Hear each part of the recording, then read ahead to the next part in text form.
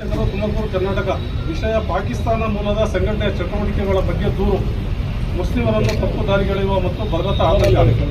ಆದರಣೀಯರೇ, ನಾವು ತುಮಕೂರಿನ ಎಲ್ಲ ಮುಸ್ಲಿಂ ನಿವಾಸಿಗಳು ಈ ಕೆಳಗಿನ ದೂರನ್ನು ನಿಮ್ಮ ತುರ್ತು ಗಮನಕ್ಕೆ ತರಲು ಬಯಸುತ್ತೇವೆ.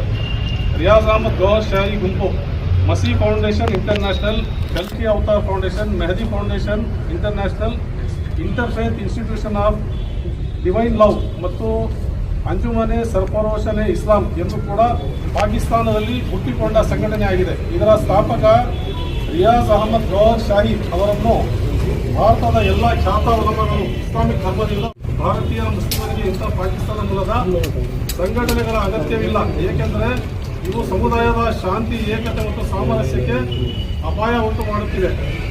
ಎರಡನೇದು, ನಮಗೆ ತಿಳಿದು ಬಂದಿರುವಂತೆ ಈ ಪಂಥದ ಸದಸ್ಯರಾದ ಇಶ್ರತ್ ಎಂಬ ಮಹಿಳೆ ಶೇಖ್ ಅಹಮದ್ ಅವರ ಪತ್ನಿ, silver factory, Kavita metal factory, ಹಿಂಬಾವ 1ನೇ ಕ್ರಾಸ್, ಉಪ್ಪರಹಳ್ಳಿ ಮೇನ್ ರಸ್ತೆ, ತುಮಕೂರು ಇವರ ನಿವಾಸದಲ್ಲಿ ವಾಸುತ್ತಿದ್ದು ಮೆಹದಿ ಫೌಂಡೇಶನ್ ಇಂಟರ್ನ್ಯಾಷನಲ್ MFIನ ಸಕ್ರಿಯ ಸದಸ್ಯರಾಗಿದ್ದಾರೆ. ಅವರು ತಮ್ಮ ಪತಿ ಹಾಗೂ ಕುಟುಂಬದ ಸದಸ್ಯರು ತುಮಕೂರಿನ ಮುಸ್ಲಿಂ ಸಮುದಾಯದಲ್ಲಿ ಈ ಸಂಘಟನೆಯ ತತ್ವಗಳನ್ನು ಪ್ರಚಾರ ಮಾಡಲು ಪ್ರಯತ್ನಿಸುತ್ತಿದ್ದಾರೆ. ಬೆಂಗಳೂರು ಮೂಲದ ಈ ಸಂಘಟನೆಯ ಇತರ ಸದಸ್ಯರು ಇವರೊಂದಿಗೆ ಸಂಪರ್ಕದಲ್ಲಿದ್ದು ಈ ಗುಂಪಿನ ಜನರು ತುಮಕೂರಿನಲ್ಲಿ ಶೇಖ್ ಅಹಮದ್ ಅವರ ಪತ್ನಿ ಮತ್ತು ಅವರ ಕುಟುಂಬದ ಬಳಿಗೆ ಮತ್ತೆ ಮತ್ತೆ ಬರುತ್ತಿದ್ದಾರೆ. ಇದಕ್ಕೆ ನಮ್ಮ ಬಳಿ ವಿಡಿಯೋ ಸಾಕ್ಷಿ ಇದೆ. ಈ ತಪ್ಪು ಪ್ರಚಾರ ಚಟುವಟಿಕೆಗಳಿಗೆ ಸಹಕಾರ ನೀಡುತ್ತಿದ್ದಾರೆ ಎಂದು ತಿಳಿದು ಬಂದಿದೆ. ಈ ಸಂಘಟನೆಯ ಸದಸ್ಯರಿಗೆ ಇಸ್ಲಾಂ ಅಥವಾ ಮುಸ್ಲಿಂ ಸಮುದಾಯದೊಂದಿಗೆ ಯಾವುದೇ ಧಾರ್ಮಿಕ ಸಂಬಂಧವಿಲ್ಲ.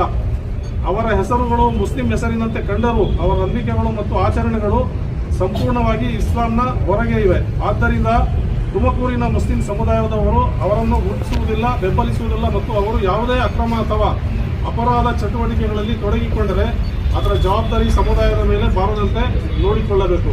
ನಮ್ಮ ಆತಂಕಕ್ಕೆ ಇತ್ತೀಚಿನ ಒಂದು ಘಟನೆ ಸಾಕ್ಷಿಯಾಗಿದೆ. Deccan Herald 30 September 2024, Hindustan Times 30 September 2024 ಮತ್ತು ಹೋಪ್ ಇಂಡಿಯಾ 1 ಅಕ್ಟೋಬರ್ 2024 ವರದಿಗಳ ಪ್ರಕಾರ ಬೆಂಗಳೂರು ಪೊಲೀಸರಿಗೆ ಪಾಕಿಸ್ತಾನ ಮೂಲದ ಪ್ರಚಾರಕರನ್ನು, ಅವನ ಪತ್ನಿಯನ್ನು ಮತ್ತು ಕುಟುಂಬದವರನ್ನು ಬಂಧಿಸುವಂತಾಯಿತು. ಅವರು ನಕಲಿ ಹಿಂದೂ ಗುರುತಿನಿಂದ 6 ವರ್ಷಗಳಿಗೂ ಹೆಚ್ಚು ಕಾಲ ಅಕ್ರಮವಾಗಿ ವಾಸ ಮಾಡುತ್ತಿದ್ದರು. ತನಿಖೆಯಲ್ಲಿ ಅವರ MFI ಸಂಘಟನೆಯೊಂದಿಗೆ ನಂಟು ಬೆಳಕಿಗೆ ಬಂದಿದೆ. ಜೊತೆಗೆ ಯೂಟ್ಯೂಬ್ ಸೇರಿದಂತೆ ಆನ್ಲೈನ್ ಮೂಲಕ ಅವರ ತತ್ವಗಳನ್ನು ಪ್ರಚಾರ ಮಾಡುತ್ತಿದ್ದರು. ಪೊಲೀಸರು ನಕಲಿ ಗುರುತಿನ ಚೀಟಿಗಳು, ಬ್ಯಾಂಕ್ ದಾಖಲೆಗಳು, ಮೊಬೈಲ್ಗಳು ಮತ್ತು ಎಲೆಕ್ಟ್ರಾನಿಕ್ಸ್ ಸಾಧನಗಳನ್ನು ವಶಪಡಿಸಿಕೊಂಡಿದ್ದಾರೆ. ಇಂದಿನ ಉದಾಹರಣೆಗಳು ಸಹ ಎಚ್ಚರಿಕೆಯ ಸೂಚನೆಯನ್ನು ನೀಡುತ್ತವೆ. ದೀನ್ದಾರ್ ಅಂಜುಮನ್ ಇನ್ನೊಂದು ಪಾಕಿಸ್ತಾನ ಮೂಲದ ಸಂಘಟನೆ. 2000 ಮತ್ತು 2001ರಲ್ಲಿ ಕರ್ನಾಟಕ, ಆಂಧ್ರ ಪ್ರದೇಶ ಮತ್ತು ಗೋವಾ ರಾಜ್ಯಗಳಲ್ಲಿ